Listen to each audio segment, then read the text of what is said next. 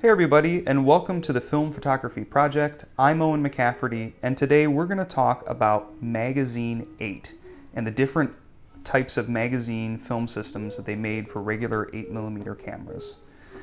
The most important one to talk about is the one that we get the most emails regarding, and that is Kodak's Magazine 8 film format.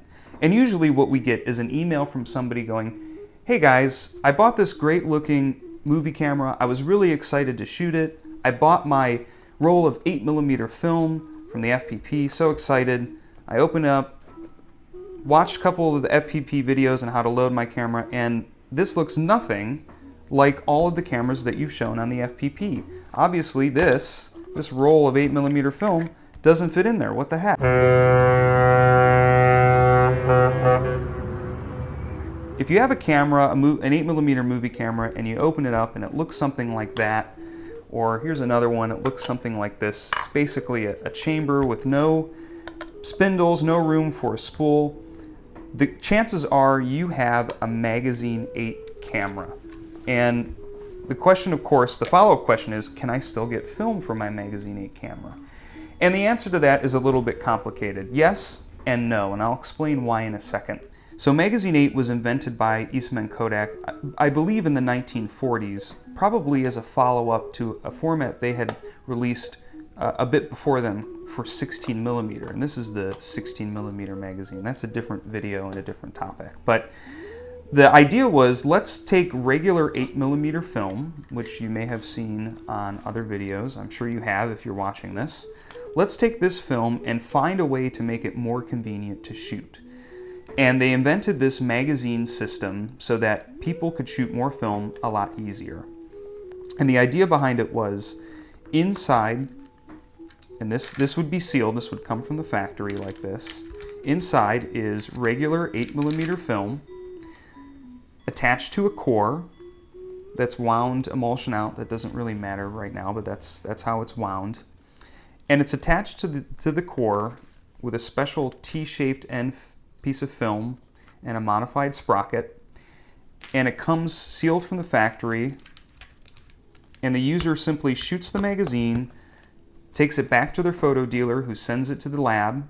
The lab takes the film out, processes it, takes this magazine, which is now empty, sends it off to Kodak, who will then inspect it, put more film in it, and send it back to the dealer, and then the shooter gets their film, their 50-foot film, on their 50-foot spool. And that was the idea, almost like a precursor to Super 8, which is a cartridge system. But the important thing is, this magazine was never meant to be reloaded by the consumer. You would purchase these from Kodak. They actually say property of Eastman Kodak Company, and that's because these were usually charged a deposit, kind of like a milk or a soda bottle, where you wouldn't own the magazine, just the film inside. And it was a really convenient way to shoot 8mm film. Because if you think about regular 8, let's say you're out at a wedding and you have your regular 8mm film, it's all wound in there, and you shoot side one, and oh my gosh, you just missed the moment where they say "I do," because now you have to switch your spool over and reload your camera. So that's the problem Kodak was trying to solve when it came up with the magazine. Magazine film hasn't been made in a long time. Obviously Kodak no longer makes these magazines, but you can find them on the secondhand market. This particular one is full of expired Kodachrome film, which you should never shoot, by the way, because it's a waste of time and money. That's another topic. But you can reload these yourself if you're really determined. Most of the work has to be done in the dark. You have to make a special cut on the end of the film. You have to modify the sprocket so that it attaches to the core. That sprocket, which is basically just a large cut in the space between the two sprockets, that keeps the film from being pulled off of the core. And then, of course, you then have to wind your 25 feet of film onto that core yourself. That gets really complicated. You can do it if you're determined, but that's why the FPP has decided to begin offering very shortly these magazines preloaded with fresh film of your choice, and then it'll come with film and scanning services. You'll shoot your magazine in your camera, send it back to the FPP, who will process and scan it, and then we'll take our magazine back and reload it with fresh film for the next person. So that's Magazine 8.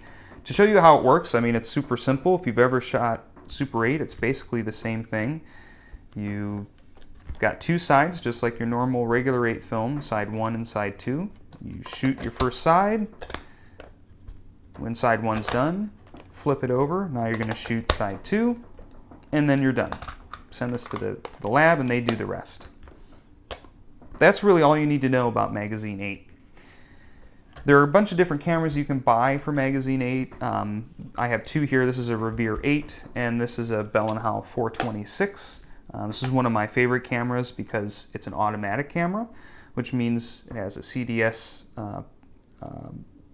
battery-powered meter, reads up to 40 ISO, so I can put my magazine in there and shoot my film, and all I have to do is worry about focusing. But, you know, again, they're all about the same. You're going to look for the same kind of chamber. You put your magazine in there. It's pretty self-explanatory. And Kodak and other manufacturers made all kinds of Magazine 8 cameras. Although I will say it's pretty rare to find one with a CDS meter in it. There were other manufacturers that made preloaded film magazines like Kodak's, although this one is, you know, a specific format. You need to make sure that your camera says Magazine 8. But there were other manufacturers in Germany and even in Asia that made similar type of magazines. If you're looking at this and going, gee, you know, I really like that. That's really great. I'm not sure I want to buy preloaded magazines. Maybe that's not the right format for me. There is another type of magazine solution, and this was created by Bell & Howell as basically their answer to Magazine 8. They took the concept of and convenience of of 8mm film in a magazine and said, hey, what if we made a magazine that the user could load themselves? And that's what this is. This is the Bell & Howell autoload cartridge. And it's almost identical to the way that the Magazine 8 works, except instead of having it on a core, obviously you take your normal 25-foot spool of regular 8 film and you load it in the magazine. It's super easy. If you can load a regular 8 camera, you can load this magazine. It's got arrows on it. You want your emulsion out. It fits in front of the pressure plate. Follow the arrows, comes around. As you see, it says insert film. You insert this onto the core clip. And that's it. You close the cartridge up, load it into your camera, and you're ready to shoot side 1. When side 1's finished, you'll open it up, flip it to side 2, and shoot your next side. What's nifty about the Bell & Howell system is that it does have an indicator on the side that tells you which side you've shot. When it's inserted into the camera, it will display what number side you used. The important thing to remember is that you should never open up this cartridge until you've shot both sides, because if you open this cartridge after you've only shot side 1, all of that film is going to be on this core exposed. So if you open this up, you're going to ruin your film. When you open it after you've shot the second side, it'll all be back on its original daylight spool. You take it out of your magazine, you keep your magazine, the lab gets your spool, and then of course it's going to come back as a 50-foot spool. There were other manufacturers that made their consumer reload type cartridges like this. Kodak made one called the DuX 8. This was for their automatic 8 camera, or electric 8 camera, sorry. Unfortunately, that camera you can't really shoot with because they are all plagued with a gear problem. But that's just another example of a reloadable magazine for the consumer. Other manufacturers made them as well in Asia and Europe.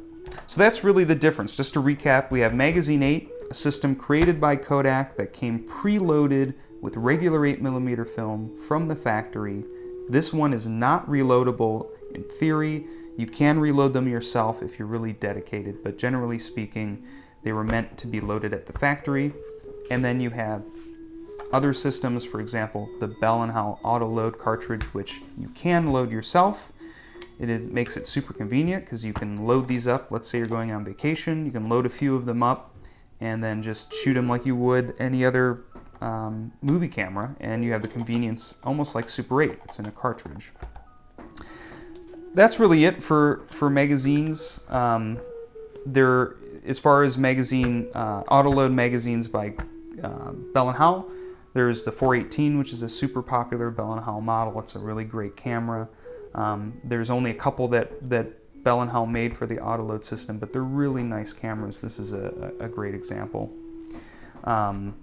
For Magazine 8, there are all kinds of manufacturers and choices out there. Bell & Howell, Kodak, Revere, Keystone, any big manufacturer of 8mm movie film cameras in this era, 40s, 50s, early 60s, chances are you're going to find a model that takes Magazine 8. That's it. If you have any questions or comments, feel free to comment below. You can also reach out to me directly at Owen, O-W-E-N, at filmphotographyproject.com. Always happy to answer your questions and field any feedback or comments you might have. Thanks so much for watching, guys, and we'll see you next time.